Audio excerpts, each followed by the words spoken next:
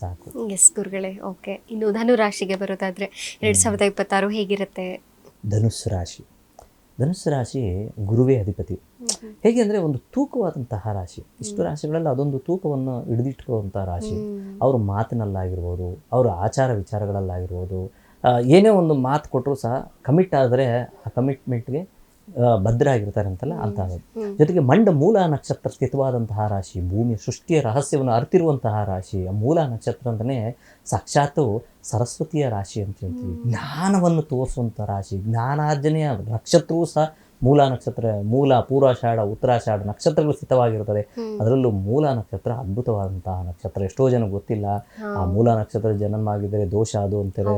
ಅದರೊಟ್ಟಿಗೆ ದೋಷ ₹1 ಇದ್ದರೆ 99 ರೂಪಾಯಿ ಜ್ಞಾನ ಇರ್ತದೆ. ಎಷ್ಟೋ ಜನ ಗೊತ್ತಿರಲ್ಲ. ಇಷ್ಟು ಧನುಸ್ಸು ರಾಶಿಯವರು ಡೌನ್ ಟು ಅರ್ತ್. ಅವ್ರು ಹೆಂಗಂದ್ರೆ ಸೀದಾ ಸಾಧವಾದಂತಹ ಜೀವನ, ಒಂದೇ ಮಾತು, ನೇರ ದಿಟ್ಟ, ಏನಾದರೂ ಆಗಲಿ ಮಾತು ಕರೆಕ್ಟಾಗಿ ಆಡಿರ್ತಾರೆ. ಅದೆಲ್ಲ ಒಂದು ಒಳ್ಳೆಯ ನೇಚರ್ ಆಗಿರುವಂಥದ್ದು, ಗುರುವಿನ ತತ್ವ ಇರುವಂಥದ್ದು ರಾಶಿ ಆಗಿರುತ್ತೆ. ಅಗ್ನಿತತ್ವ ರಾಶಿಯೂ ಸಹ ಆಗುತ್ತೆ. ಸ್ವಲ್ಪ ಕೋಪ ಬಂದರೆ ಅವರು ತಡ್ಕೊಳ್ಳಲ್ಲ, ಅದು ಸಹ ಹೇಳ್ತದೆ. ಇದು ಸಮಸಪ್ತಮದಲ್ಲಿ ಗುರುವಿನ ಸಂಚಾರ ಮಾಡೋ ತನಕ ಎಲ್ಲ ವಿಚಾರದಲ್ಲೂ ಸಕ್ಸಸ್ ರೇಟ್. ಹಳೇದು ಯಾವುದೋ ದುಡ್ಡು ಬರಬೇಕಾಗಿತ್ತು, ಯಾವುದೋ ಅರಿಯಸ್ ಬರಬೇಕಾಗಿತ್ತು, ನಮ್ಮ ಕಂಪ್ನಿಯಿಂದ ತುಂಬ ದಿನಗಳಿಂದ ಕಾಯ್ಕೊಂಡಿದ್ದೆ, ಈಗ ಬಂತು ಅಂತಾರಲ್ಲ ಆ ಸಂದರ್ಭ. ಜೊತೆಗೆ ವಿವಾಹ, ಸ್ಪೆಷಲಿ ಮದುವೆ ಆಗಲಿದ್ದವ್ರಿಗೆ ಸಪ್ತಮ ಭಾವ ಅಂದರೆ ಕಳತ್ರ ಭಾವ ಅಂತ ಹೇಳ್ತೀವಿ. ಅದಕ್ಕೆ ಸಪ್ತಪತಿ ಅಂತ ಹೇಳ್ತೀವಿ.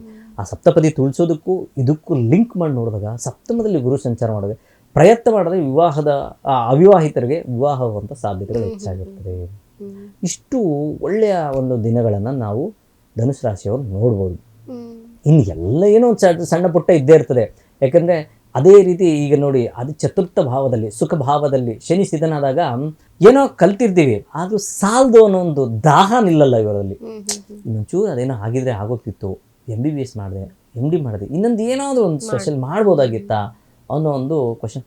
ಸರಿ, ಇವರು ಕೆಲವು ನಿಮ್ಗೆ ಇನ್ನೊಂದು ವಿಚಾರ, ನನ್ನ ಒಂದು ರಿಸರ್ಚಲ್ಲಿ ನೋಡಿರೋ ಪ್ರಕಾರ ಬರೀ SLC ಓದ್ಬಿಟ್ಟಿರ್ತಾರೆ, ಬಟ್ ಬೇರೆ ಒಂದು ಮಾರ್ಗದಲ್ಲಿ ಏನೆಲ್ಲ ವಿಚಾರಗಳು ಮಾಡೋದು. ಒಳ್ಳೆ ಸಂಗೀತಗಾರರು, ಒಳ್ಳೆ ತಬಲಾ ಅಥವಾ ಒಳ್ಳೆ ಮೃದಂಗ ಆರ್ಟಿಸ್ಟ್ ಆಗಿರ್ಬೋದು, ಒಳ್ಳೆ ಜ್ಯೋತಿಷಿಗಳು, ಒಳ್ಳೆ ಅಂದರೆ ಈ ರೀತಿಯಂಥ ಎಕ್ಸ್ಟ್ರಾ ಕರಿಕಲ್ ಆ್ಯಕ್ಟಿವಿಟೀಸ್ ಜಾಸ್ತಿ ಇರ್ತದೆ ಇವರಲ್ಲಿ. ಒಳ್ಳೆ ಚಾಕುಚಕ್ಯತೆ ಇರುವಂಥವ್ರು ಸಹ ಆಗಿರುವಂಥ ಸಾಧ್ಯತೆಗಳಿರ್ತವೆ. ಸೊ ಆ ಕಾರಣದಿಂದ ಧನುಸು ರಾಶಿಯವರು ಯಾವ ರೀತಿಯಾದಂಥ ಭಯ ಪಡುವಂಥದ್ದು ಏನಿಲ್ಲ. ಬಟ್ ಜೂನ್ ನಂತರ ಯಾರಿಗಾದರೂ ಹಣಕಾಸಿನ ವಿಚಾರದಲ್ಲಿ ನೀವು ಸಹಾಯ ಮಾಡಬೇಕು ಅಂದ್ಕೊಂಡ್ರೆ ಯೋಚಿಸಿ ಸಹಾಯ ಮಾಡಿ. ಅಪಾತ್ರರಿಗೆ ದಾನ ಮಾಡಬೇಡಿ. ನಿಮ್ಗೆ ಎಷ್ಟು ಶಕ್ತಿ ಇರ್ತದೋ ಅಷ್ಟು ಮಾಡಿ. ತುಂಬ ಏನು ಸರಳ ಪರಿಹಾರ ಮಾಡ್ಕೋಬಹುದು ಇವರು ಅಂತ? ಪ್ರತಿ ಗುರುವಾರ ಗುರುಗಳ ದೇವಸ್ಥಾನಕ್ಕೆ ಹೋಗೋದು ಮುಖ್ಯ. ಅರ್ಧಾಷ್ಟಮ ಶನಿ ನಡೀತಾ ಇರೋದ್ರಿಂದ ಸ್ವಲ್ಪ ಹನುಮಂತನ ಸ್ಮರಣೆ ಮಾಡೋದು ತುಂಬ ಮುಖ್ಯ. ಗುರುವಿನ ಸ್ಮರಣೆ, ಗುರು ಬ್ರಹ್ಮ ಗುರು ವಿಷ್ಣು ಗುರುದೇವೋ ಮಹೇಶ್ವರ ಗುರು ಸಾಕ್ಷಾತ್ ಪರಬ್ರಹ್ಮ ತಸ್ಮೈ ಶ್ರೀ ಗುರುವೇ ನಮಃ, ಇದೇ ಸಾಕು. ಅಥವಾ ಗುರುವಿನ ಬೀಜಾಕ್ಷರ ಬರುತ್ತೆ, ಓಂ ಗ್ರಾಂ ಗ್ರೀಂ ಗ್ರೌಂ ಸಹ ಗುರುವೇ ನಮಃ ಅನ್ನುವಂಥ ಸರ್. ಓಂ ಹ್ರಾಂ ಹ್ರೀಂ ಹ್ರೌಂ ಸಹ ಬೃಹಸ್ಪತೇ ನಮಃ, ಈ ಮಂತ್ರ ಸರ್. ಯಾವುದಾದ್ರೂ ಸರಿ, ನಮ್ಗೆ ಏನೋ ಬರಲ್ಲ, ಓಂ ಗುರುವೇ ನಮಃ ಅಂತ ಹೇಳ್ಬಿಡಿ, ಅದು ಸಹ ಒಳ್ಳೆಯದೇ.